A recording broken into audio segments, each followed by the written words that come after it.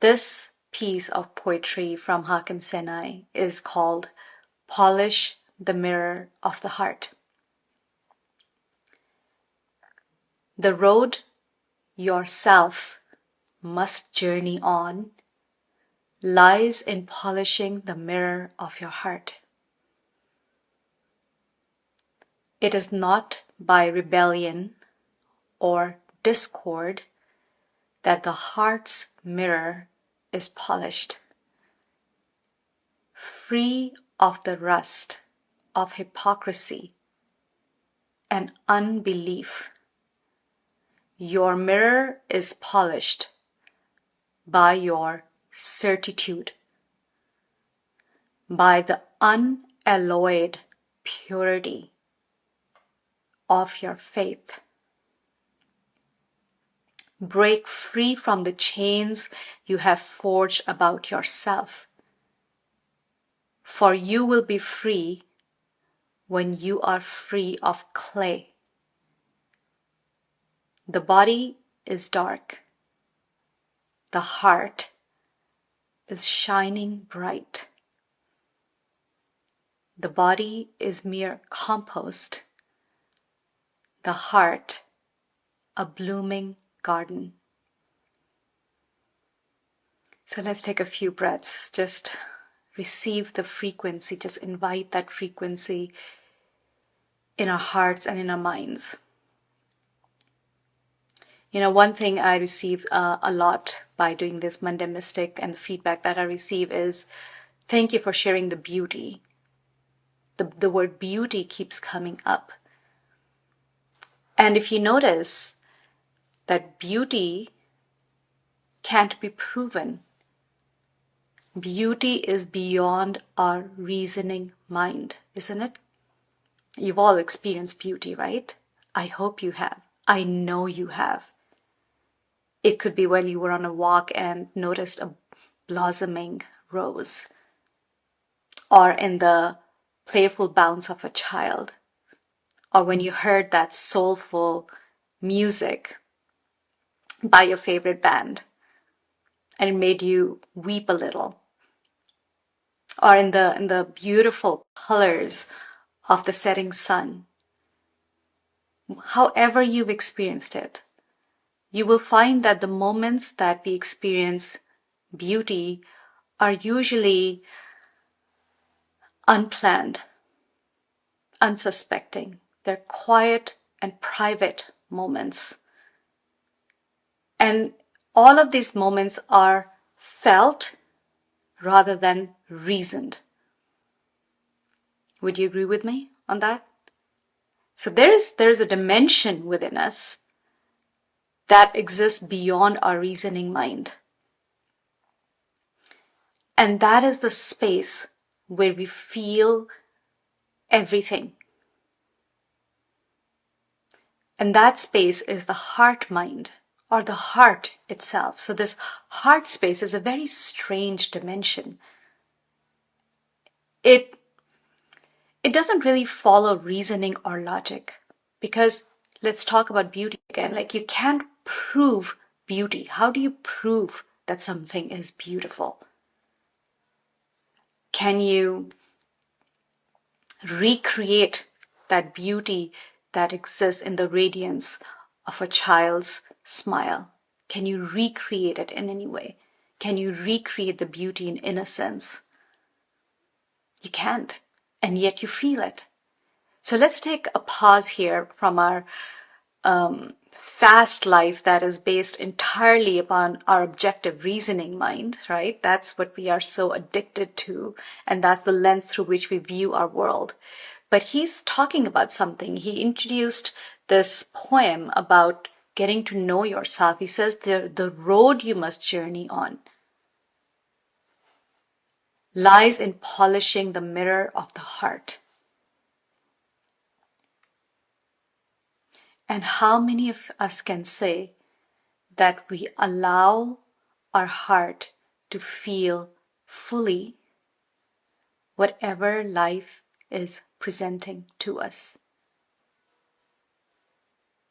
Because the heart is polished, and it can get obscured by dust and conditioning and grief.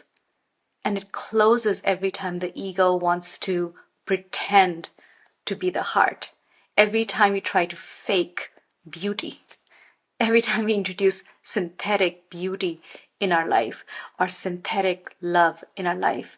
Every time we compromise at the level of our soul, the heart closes. The heart gets obscured. So if you want to travel, to find yourself, he says, you must travel on the road and find that heart space, that clear heart space that reflects back to you what you are, who you are, where you are going, and how to navigate your existence. So all the answers lie at the heart level, and for most of us, we consider the heart to be very illogical space. We think it's a space of mushy emotions. And that couldn't be farther from the truth. Because the heart space is a space of absolute acceptance. Absolute acceptance without discrimination between good or bad, comfortable or uncomfortable, pleasurable or painful. The heart does not discriminate. The heart cannot welcome or deny one feeling or another. When the heart opens, it welcomes everything in. And that is a very uncomfortable and scary place for the egoic self. It runs counter to what the ego is working towards, which is safety, security, validation, sense of power, sense of control. The heart is not after any of these. The heart is simply witnessing and accepting and allowing. So the space where what he's talking about, he says, this road you must journey on lies in polishing the mirror of your heart. It is not by rebellion and discord that the heart's mirror is polished. Do you find that you are at odds with your own life? Are you rebelling against your own life? Are you rebelling against what your life is offering to you as your life lessons? Are you rebelling against your life's lessons? I find people rebel against life, and I find people rebel against death. We resist life and rebel against death. We want to deny that. So right there, we close the heart. Because anytime we step into a space of denial or non-truth, we close our heart space. And therefore, we cannot exist in truth. And without existing in truth, you cannot know yourself as you are.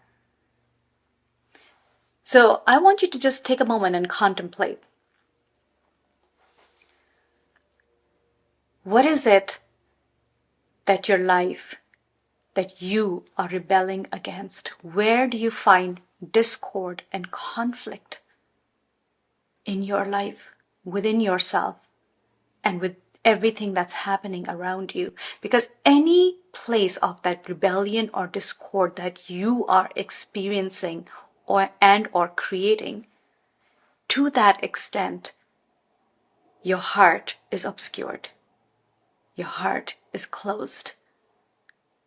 So the glimpses that you get of yourself are veiled. They're not clear. They're opaque. Maybe you get a tiny reflection every once in a while, a glimpse of yourself. And then again, there's opaqueness. And that space is a lost space for us. We can't feel present with anything. We can't feel touched by anything in life. For the ego, it's safe. If we can be touched by anything, that means we are also being protected by something that could hurt us, that could make us uncomfortable, that could possibly throw us out of our comfort zone, our familiarity, our patterns, our addictions, our attachments. So I want you to really feel this polar view that Hakim Senai is presenting. And it's not just him. Every spiritual teacher or master will ask you for polishing the mirror of your heart, because without that, you cannot see yourself and you cannot see the truth and the reality of life. So just take a moment. If you want to close your eyes, please do that. And just do a quick inquiry, an honest inquiry within yourself. It is not through rebellion or discord that the heart's mirror is polished. So let's notice every place you are feeling resistance, rebellion, and discord. Just make a quick note for yourself in your mind. And you can, after this video ends, you can always journal a little more. Now you've announced it to the world that this is the place I need to look at to resolve some of that discord that I am experiencing in my life. Like I said, to the extent you feel these things in your life, to the extent you are experiencing discord, disharmony, conflict, rebellion, to that extent, your heart will not open up. And so your journey is stalled. Your journey to yourself is stalled. I mean, how deeply conditioned are we to needing our sense of familiarity, whether it serves us or not? You know, recently we all experienced this collective phenomena called COVID, yes? This tiny little invisible virus created such disruption in our lives, and it created such rebellion amongst ourselves, within ourselves, amongst each other. Look at the amount of discord that got created from that place of fear of an unknown entity entering our slumbering existence. We had our patterns, we had our entertainment patterns, we had our eating patterns, we had our socializing patterns, we had our patterns of avoiding and running away. You have no idea how many calls I got from parents almost crying on the phone, say, I can't do this. I've never spent this much time with my children before. I don't know how to handle them, because there was no place to drop them off. There was no place to run beyond really seeing truly for a husband and wife, for partners, to really look at each other and get to know each other at a very deep, uncomfortable level. So we've created patterns of avoidance so deeply within our life that until we begin to look and peel away each of those patterns one at a time and check in, is this not allowing me to feel the truth and the reality of my existence? Until then, we cannot see our true self.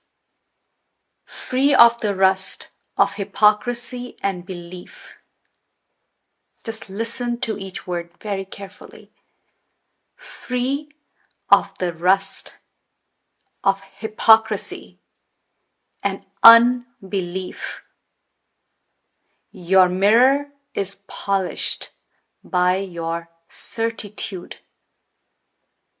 by the unalloyed purity of your faith. Let's unpack all of these words. The rust of hypocrisy. I think this hypocrisy runs generationally in our families. You know, everything that one generation can't live up to, can't complete, we kind of teach that or make ideals about that for our children. And we create these really insane patterns of high ideals, morals, and fundamentalism through our political system and our religious system. It's like amazing that it's right there in front of our eyes, that we can see these standards that have been set up. based in hypocrisy, but the very people who set these standards, we never see them truly following them. So even in the work we do, we constantly mention to the people that train with us is like, make sure you can practice what you preach. In fact, don't preach at all. How about you practice what you teach? So if you can start to clear some of the rust of hypocrisy, again, a very difficult thing to acknowledge, let alone look at in your own life. Where am I being a hypocrite, right? In this day and age of cancel culture, look at what we do. We demonize people instead of understanding that each one is at a place of evolution. Instead of education and rehabilitation, we simply cancel their existence. I agree, some shadows are very egregious and they need to be held back. I understand that. But when we start copy and pasting that for every little infraction that disturbs us, now we are being a hypocrite, because inside of each one of us, we have places, those shadow places that still are in the process of evolution, maybe haven't even started, haven't even peeked out yet. And those shadow places play out in ways in your life that create huge disservice both to you and others. And you have to be really honest with yourself. This is the truth for all of us. We all have shadows. So what if we were to, instead of just canceling people outright for one word that they spoke, a statement that they make, a belief that they had, an opinion that they have, what if we were to allow them to have their process while hoping to inform them about what they can see? And do the same with yourself. Instead of criticizing yourself for having those deep shadows, how about you educate yourself? How about you find someone who can help you through it? So you don't have to stay in that outer ideal. You can clear the rust of that hypocrisy. And unbelief. What do you think the word unbelief means? You know, each time we can receive the wholeness of an experience through our heart,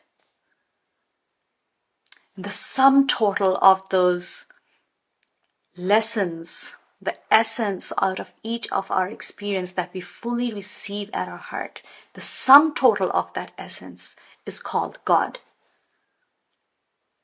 God is not an entity sitting up in heaven somewhere. Those were just cartoonish metaphors. But the experience that you have when you can feel the beauty of growth through a challenge, through an adversity, there is God in that.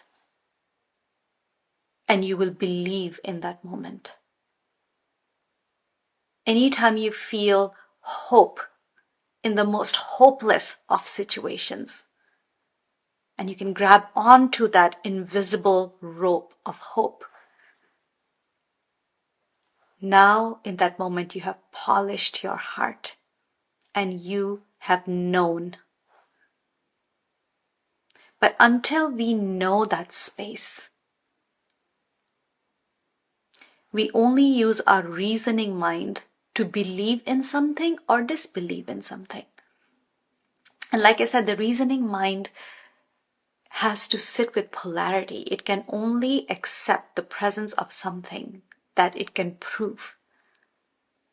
So for any of us who have lived very long in our logical, reasoning, intellectual mind, You will find, or if you have friends like that, you will find they will debate you for hours and deny the presence of a higher intelligence. Is it not? And no matter how hard you try, you can't fight against their logic because you have no physical proof, and they demand physical proof. And the best way to help someone understand is that, can you decipher beauty? How do you describe beauty? How do you feel when you experience this deep level of peace while going through something terrible? What is that? What is that? How do you describe surrender in a place where you have no control? What is that? How do you believe in something that your reasoning mind, your objective mind cannot prove? And that happens through that polishing of the heart, to feel, to open the intelligence of the body. Your entire body is a feeling mechanism. And in our collective human race, to become materially prosperous, somewhere along the way, if you notice, we have created a system of rewarding the intellect and our reasoning mind, because the reasoning mind and the intellect bring us material safety, security, and prosperity. But we have somewhere along the way completely discounted the power and the purpose of our feeling intellect, of our heart mind, of our intuition. We have rewarded IQ, but we have completely disregarded emotional intelligence, haven't we? We don't teach emotional intelligence in schools, even though we emphasize so much on their IQs. And our children are growing up feeling lost because they haven't spent a day polishing the mirror of their heart. So, free of the rust of hypocrisy and unbelief, your mirror is polished by your certitude, by the unalloyed purity of your faith. So one tiny space in your heart that gets polished, hold on to that with absolute trust, without doubt. Just hold on to the tiny glimmer of your heart, and then keep on polishing, keep inviting life. Because life is like that sandpaper. It does polish us. It polishes us naturally without us really doing anything. All you have to do is allow, without needing to control so much, without needing to protect yourself so much. But start by leaning on someone who's done that. Maybe it might be difficult for you to do it on your own. You wouldn't know where to start. So seek out someone who's done that, maybe in one aspect of their life. Ask them for mentorship. Start from there.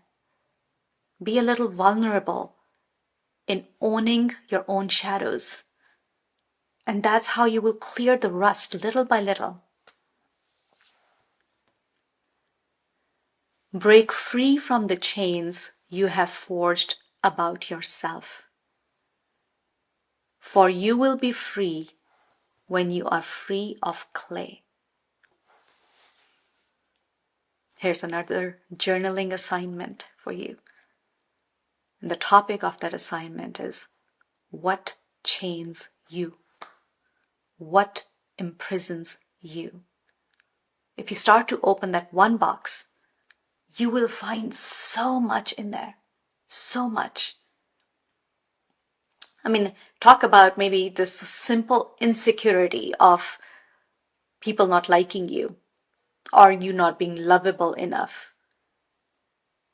Just that one insecurity that you might carry. How many choices have you made because of that one insecurity? that have created chains of attachments or patterns or behaviors or addictions for you. Each of those becomes a chain that binds you, and you're not free to polish your heart any longer. So you become enslaved within your own life. You will find that most of the chains that bind you were created by you. No one else actually bound you in them. You chose to be chained in a state of sleepwalking through life, just needing what you needed in the moment, needing what you needed to feed your egoic insecurity, your fears. And you made these deals along the way with others. And those deals have imprisoned your soul.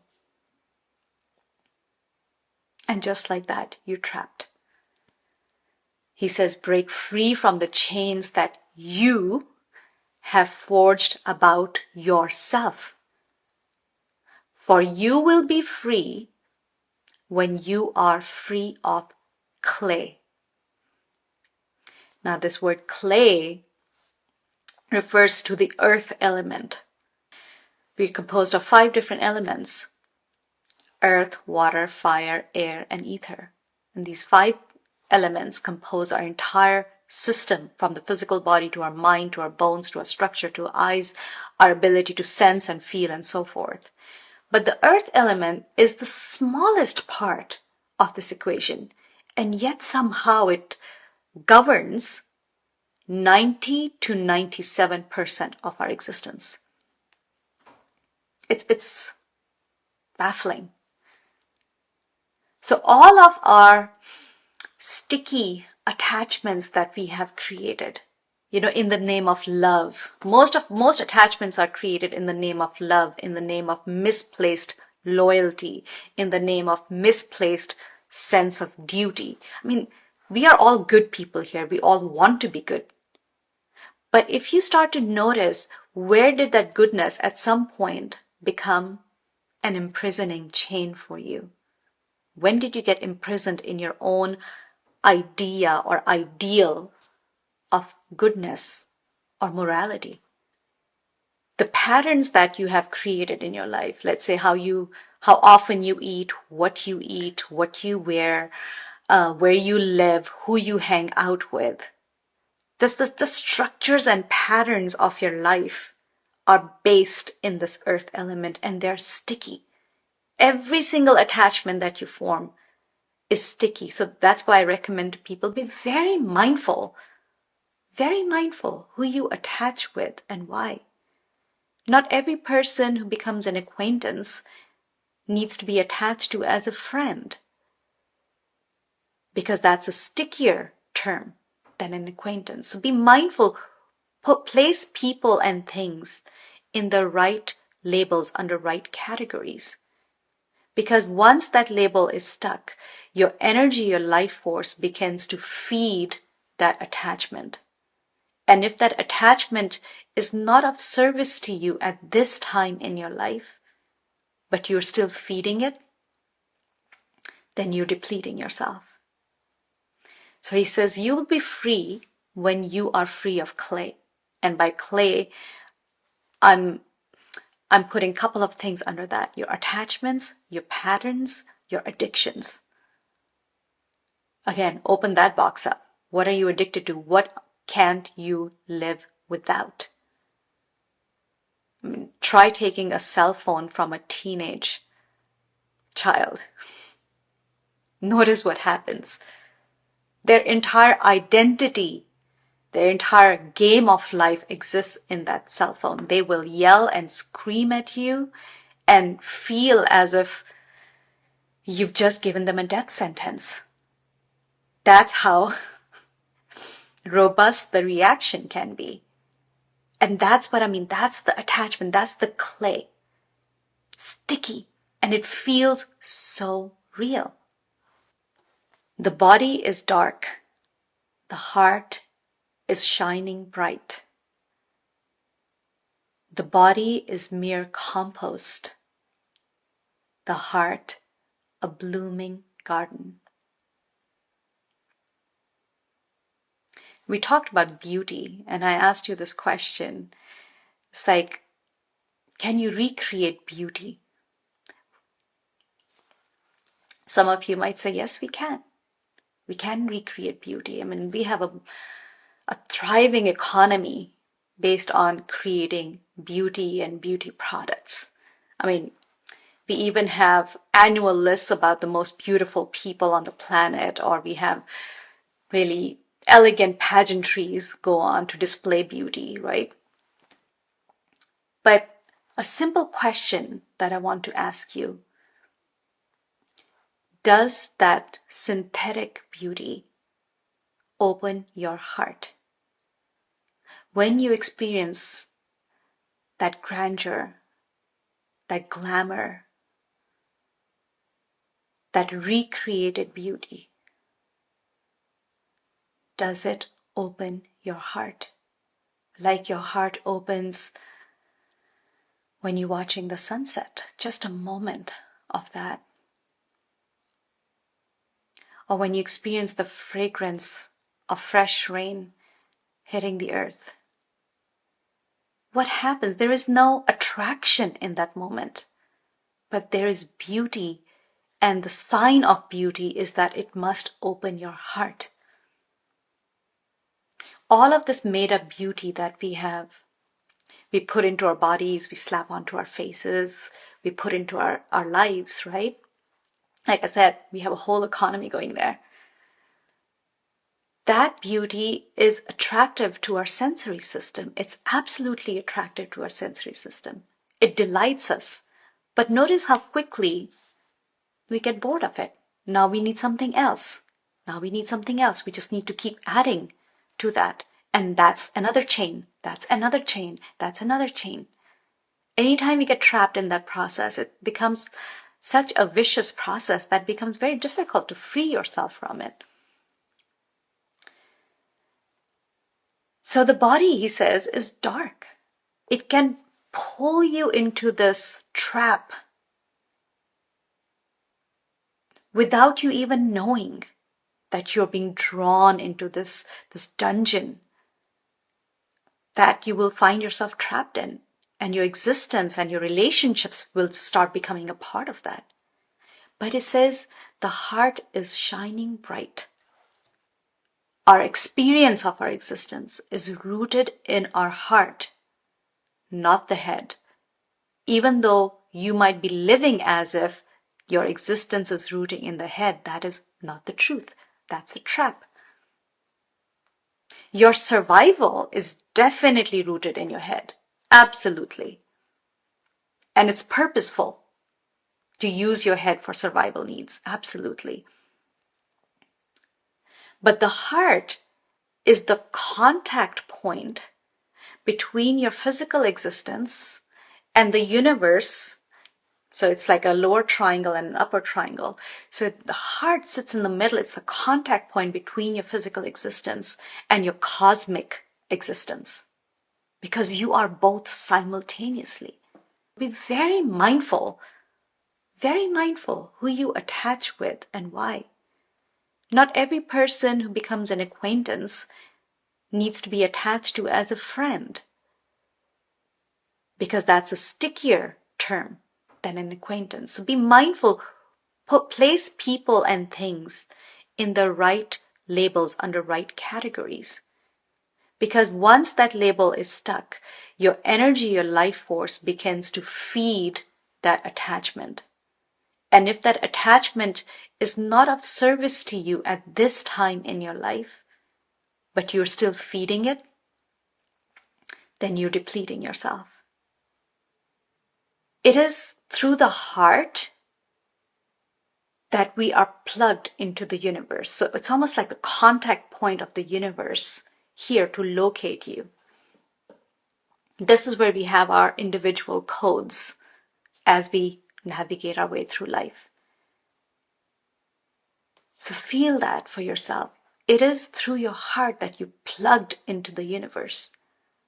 The heart stops, it all goes away, doesn't it? The physical organ. But beyond the physical organ, there's other magical properties to it. And anyone who has known their heart has come to know themselves. You can get to know your body all you want. You can fight against, you can rebel against your body's decline or the process of aging all you want. You will be no closer to knowing yourself. So he says the body is mere compost. It is going to disintegrate. It is going to change. It is going to decay. It is okay to own that truth and use this body as long as you have it to polish the mirror of the heart. Because the heart is an ever-blooming garden if you ever enter it. So if it has been too long since you took a walk through the garden of your heart, find an avenue where you can give yourself the time and space beyond your obligations, beyond your life duties, beyond being perfect and ideal, where you can come into a state of acceptance of yourself as you are, where you are. And right there, you will feel the blooming garden of the heart. I did my best to express something that is very difficult to make someone believe.